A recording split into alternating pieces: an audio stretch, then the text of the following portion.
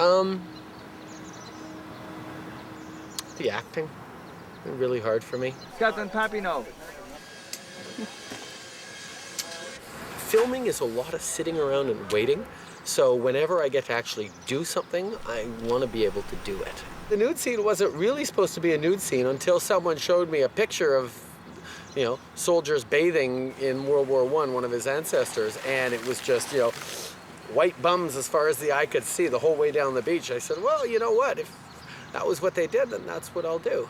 I remember a couple of times it was like, you know, you then have to jump into the German trench. Ooh, that's fairly high there. Do you want to sort of, maybe you come in around and we pretend like you jumped, like, it's a German trench, I'll jump into it. And I, you know, jumped into it immediately right away. You know, there's this aura around doing a death scene and having a good death and all that. I had to hit my mark, take a shot, take another shot, react to both, bite down on the blood capsule, fire off a shot, fall. We'll see in the finished product if I get any of that through. I am a descendant. I have a direct great uncle who died as a young boy in Passchendaele, and apparently my great-grandmother, to the end of her days, never got over having lost him. I'm really sort of getting into this character, this person who was Talbot Papineau.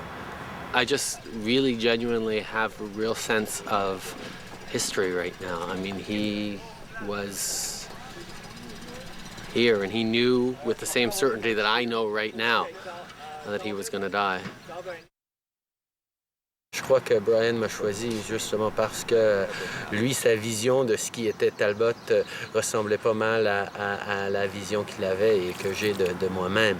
The only way I would know to act is to find myself in the character, and I'm very connected with him.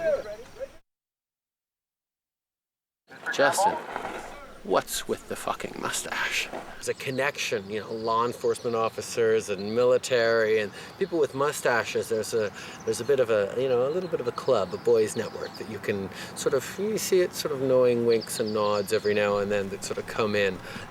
La scène la plus difficile pour moi, c'était d'être monté à cheval en même temps que je cachais un chien sous mon bras en le couvrant avec mon poncho pour arriver dans le camp pendant que tous les soldats arrivaient ensemble. Le cheval, il a réagi. And he said, you know, the horse is a lazy bugger, so they gave me spurs. Everyone makes a big deal about the rats. The rats are cute little squeaky things with pink ears. There's no big deal about right now. If they were, you know, honking big sewer rats, that might have been another issue. But these were little, I mean, they're practically laboratory mice, you know, except they were brown. Wasn't a big deal. Les descendants, ils étaient assez extraordinaires. Une fois qu'on a fait quelques tranchées ensemble, une fois qu'on a tous, on s'est retrouvés dans la boue à déplacer des échelles, tout ça, je pense qu'il y a eu un peu plus une concordance, une ouverture sur les expériences que chacun on vivait. And they will remember this experience 10, 20 years from now as being extraordinary. They will remember, oh yeah, the food was whatever and the hours were long and it was so damn hot. But they won't remember it in any real negative way, and they could already tell, you could already hear it in the way they were talking about it, that it really was an extraordinary experience. Et si moi, par mon nom, je peux amener, et j'espère aussi par ma performance, je peux amener un peu plus d'attention sur ce projet, eh bien, c'est tous des pas dans la bonne direction.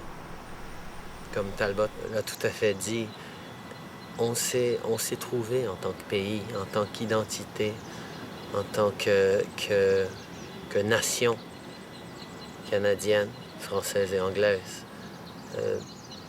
Et d'amener cette histoire-là et cette gloire-là, même si ça fait mal, même si on pourrait dire que ça n'a pas servi à grand-chose en termes de géopolitique, ça a servi à beaucoup, en fin de compte, pour notre pays.